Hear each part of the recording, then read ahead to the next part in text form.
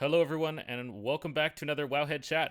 This time we're talking about the upcoming nerfs to high Mythic Plus keys with our Shadow Priest Guide Writer Ellipsis and our Enhancement Shaman Writer Wordup. So let's get right into it. Earlier today, Blizzard announced that Mythic Plus keystones above level 20 will now be nerfed by lowering the amount of health increase per keystone level. So what are your initial reactions to this? Ellipsis? Um, I was kind of expecting something along these lines. The reasoning Blizzard have given of players feeling dissatisfaction of not being able to reach the key levels they had been doing prior is a valid one. I think that's true even as low as low 20 keys all the way up to title pushing and way beyond that. I think it's been just kind of a problem and sort of dissatisfaction in general with the community throughout these nerfs. um, there's some of that sentiment has been pushed through with people saying, why not buff more things? Why not be more aggressive with this? We want to keep playing. We want to keep having fun. And general continued dissatisfaction with the healer nerfs, with the healer changes and the sort of stagnant healer position as well. I think this is a good way to finish off these waves of nerfs to God Comp and kind of open the season back up to everybody else. Yeah, how do you feel about it, Wordup? I'm kind of the same. I think like almost everywhere that I can see, both publicly and privately, a lot of people have got really frustrated as the season went on with just like they're done. It's over. Like no one cares, no one wants to log in, no one wants to play. And people can notice that people aren't doing stuff.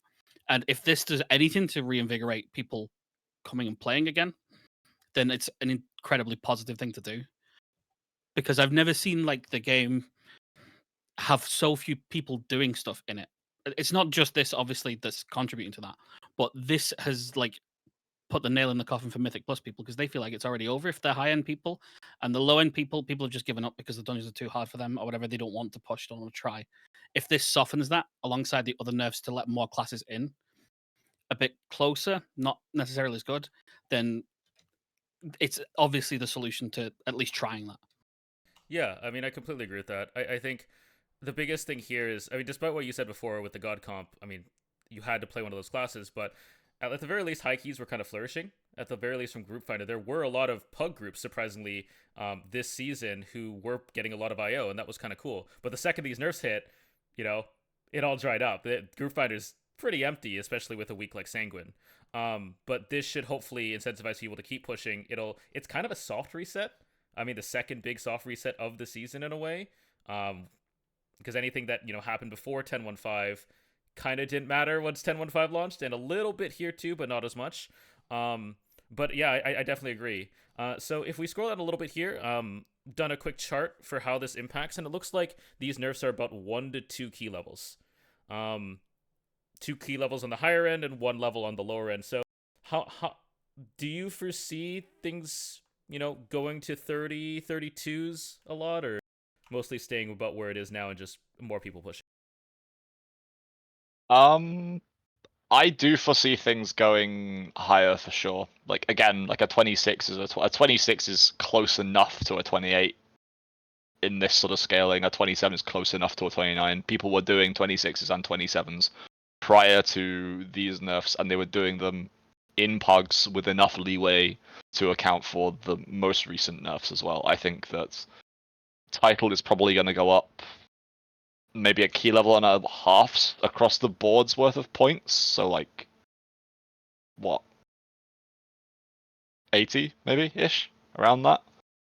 So I don't necessarily think this is gonna be sort of the golden ticket for players who were in the 25, 26 range and not quite at title to be pushing into title range. But I do think the meta is going to be a lot more, not necessarily like completely diverse, but there's going to be more places for people to be playing non-meta specs in this newer key pushing kind of meta. Gotcha. Yeah, like especially previously, from what I could observe, a lot of the differences between like whether or not a spec was able to be as good in the God comp style of thing, each class had different reasons that it wasn't there. Like some couldn't do the same damage, some couldn't like live the same mechanics, some couldn't bring the same utility, and so on. Whereas this is going to like bring everything down. The God comp's damage has come down. There's room now that some of those one-shots that were one-shotting people around the same key level that they were doing might not one-shot the classes that do more damage than the God comp classes. So they may have more room to actually squeeze in and at least like fight for title in Yeah. range. Yeah, like Realistically, I think it's just going to shift things up slightly, but go ahead. yeah. I think it's important to be clear, like, how non-diverse title is this season. Like, we're at the top 5 specs represent 90% of the meta share. It has never been this bad. And the previous season was what, 68% of meta share or something, word up? I think it was 62. 62, went okay, down, so yeah. yeah, so it was 62, so we've gone from 10% non-meta specs, we've got 10% non-meta specs now, and we had 38% before. It's nearly 4 times as bad. The other thing as well is if you go and look, while those stats are super comprehensive, I think it's Banshee IRL on Twitter that does them. Yeah. If you actually go and look at the scores as well, all of those non-meta specs that are in that title range, if you look at the runs that they did them with, they're just the one outlier with the other 4 meta specs, always. Yeah, It's right never now. like a variety of other off-meta ones. They're just like the Cinderella that got to go with the rest of the team, who was definitely going to get it anyway with a God comp class. So, unlike if you go into season 1, you could see a lot of like weird, diverse things that had meta combinations in and off-meta things, and that's like makes it even worse than the 90% makes it sound. Yeah, exactly. Like honestly, even like a lot of the like lack of diversity in season 1 was purely in the tank role as well. So Warrior like, Dominance, wasn't it? Season 1? no, it was Paladin by the end of Oh, the season. Paladin. Okay. It was Paladin by the Warrior was like 65% of meta share in like the first half, and then Paladin was like 72 or something in the second half, whereas Guardian Druid right now is like 85 plus. So Yeah. like this season is in the tank role is even less diverse than the non-diverse role last season was in the most diverse season we've ever seen. Yeah. How much of this do you feel like is due to the lack of dungeon tuning? You know, season 1 actually had a lot of dungeon tuning. This season specifically, it's kind of, we had 2 weeks maybe, and then like a small hit here, a small hit there, and that's it. I don't think it's dungeon tuning in a like tweaking with numbers sense. I think it's that a lot of these dungeons have a do you have a pass fail check that a lot of other comps just or a lot of other classes just don't have an answer to. Master Spell and arguably Mind Soothe are the 2 biggest ones personally for me as a priest player. They're the ones I've encountered and kind of had to play with and experience the most. And it's just like you can't just dungeon tune your way out of this. You need Master Spell or you die at X key level in this to this mechanic. Like you have to do more than just like number tweaks to fix that. Yeah, or even just Brackenhide cages, right? Like, Brackenhide cages, yeah, is another one. I'm not as concerned with Brackenhide cages because there are other stealth specs that can do the same thing. Again, like Mind Soothe is not doing its absolute duty, absolute like maximum value there. There are other places where Mind Soothe is even more egregious, and we may want to talk about those. But Brackenhide cages is something that lots of stealth specs can do. It's just Priest is already in the comp, and Priest is also able to do them. Yeah. But I don't think that dungeon tuning of like tweaking numbers here or there, making abilities hit less hard, would really have had an impact on what comp we saw this season. The tankiest comp was also the highest damage comp, and also had the utility that happens to answer the questions posed by these keys. Yeah, that's the biggest thing is that like all of the questions that you needed to be answered could all be answered by just this comp together. All of the questions were done. There wasn't like any really fringe. I don't know if we could deal with this if we don't have that. But when you look at how people build pugs now, they will ask a question like, "We need X to do Y, so we have to have X," and that's it. And then if they have another class in there and they go, "Well, we have Y, what can that do?" And then they just can't come up with an answer as to why they're there, then why invite it? Yeah. There are some keys where there's just less of an issue than others. Neltharis is kind of barren in terms of things you need specific classes for to do. Yep. Oh, there are definitely dungeons that are, that like Yeah. aren't as egregious. But when you look at the pool as a whole, there's not enough diversity in questions as Yeah, to I how do also you think solve this. yeah. I also think that a lot of the dungeons, it's very all or nothing. Like, dungeons that have things that need to be answered tend to have lots of things that need to be answered. They're all very different and all require very different specs to answer them. And then you've got keys where there's no real specific required thing. It's just a generic dungeon. And those ones are very doable, like, with whatever.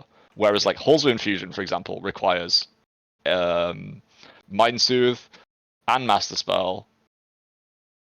The pulls are arguably kind of ridiculous. You can Master Spell in like 3 different places. Like, it's just everything piles on top of each other in Halls of Infusion specifically. And same with Alderman, with like the Master Spell requirements, the Mind Soothe requirements, the kiting requirements, the de-enrage requirements, the offensive dispel requirements. Like, it's just, it all piles on top of each other in like a couple of very specific keys, more so than like everything requires some small thing. Yeah. I think so. Like, I want to kind of pull this back a little bit to the high keys. How much, we've been talking a lot about the meta comp. They've gotten nerfed in terms of throughput. How much do we expect these nerfs of the classes combined with the high key nerfs to actually change this, the god comp? I don't think they do. I think that things stay. I think if you are building a comp for TGP style pushing and doing the highest keys imaginable, nothing changes. I don't think there's any class that brings enough to like question what they bring as a robust overall package. Yeah. No one brings on their own enough to make someone stop and think it would be really nice to have this, because they'll also be weighing up what do we lose in exchange. Yeah. I would say that there are classes that can fulfill the role of mage in certain keys. You can bring Destro Warlock, you can bring Fury Warrior. Those are completely comfortable classes to be playing in Idle plus keys for a variety of dungeons. What I think is a kind of a problem for this is that the timers in these dungeons, from a Mythic plus key pushing perspective, so doing the big pulls, doing everything that's kind of expected to do in that range, are relatively lenient, ignoring Vortex Pinnacle. Like, we've seen today a 29 freehold be 2-chested on the TGP.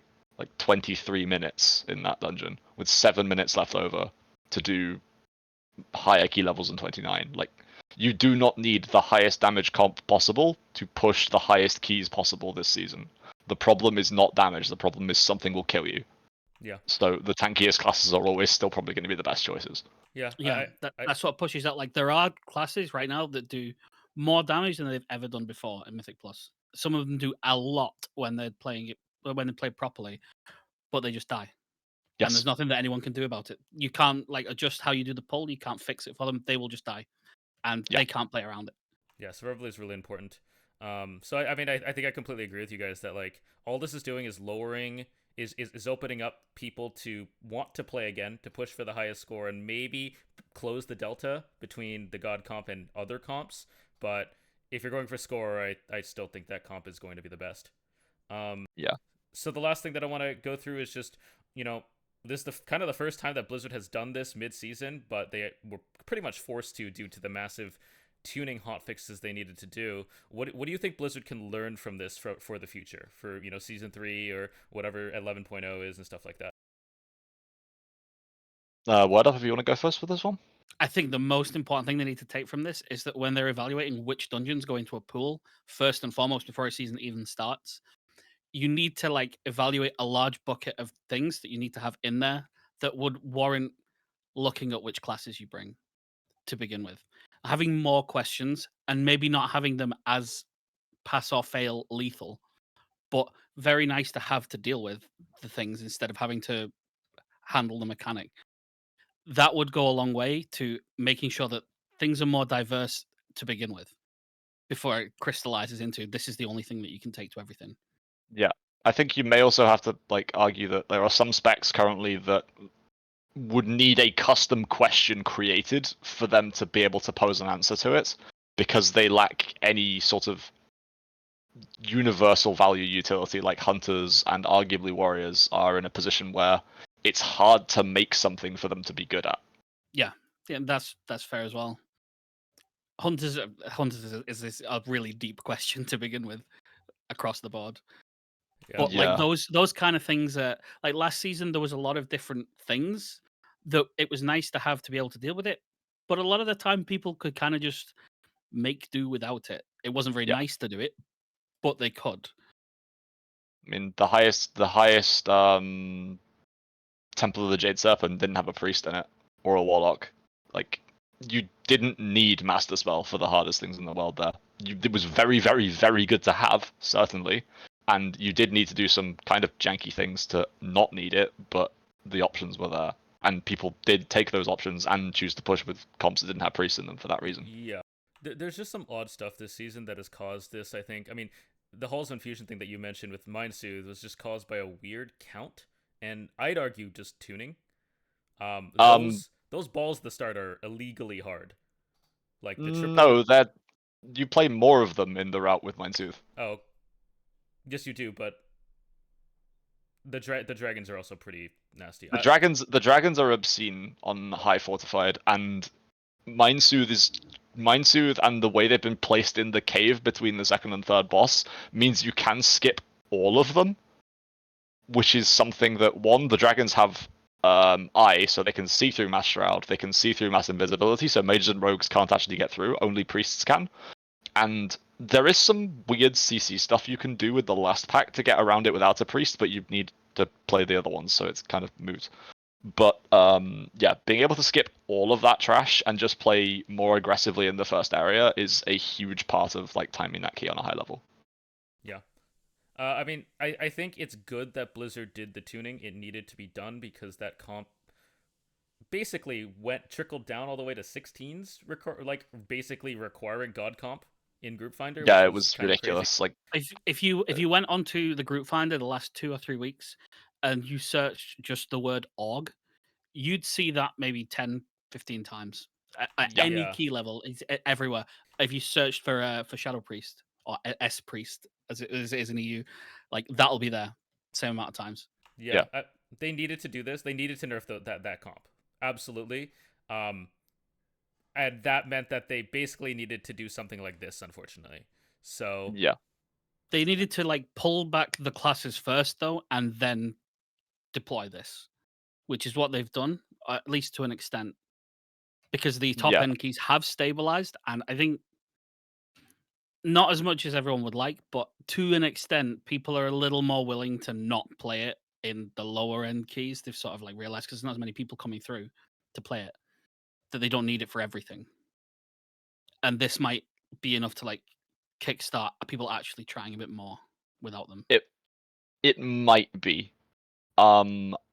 There's definitely some argument that this is a problem that can't really be solved with tuning alone, and that what is ultimately a gesture that mostly affects the top 0.1% of key pushers and trying to get into like actual title range is a very token gesture that is too little too late for the vast majority of the player base who are sick of being unable to get into keys because they are not XYZ thing, and the reason XYZ thing was brought has not been removed or changed, and they have not also been given ways to deal with XYZ thing themselves.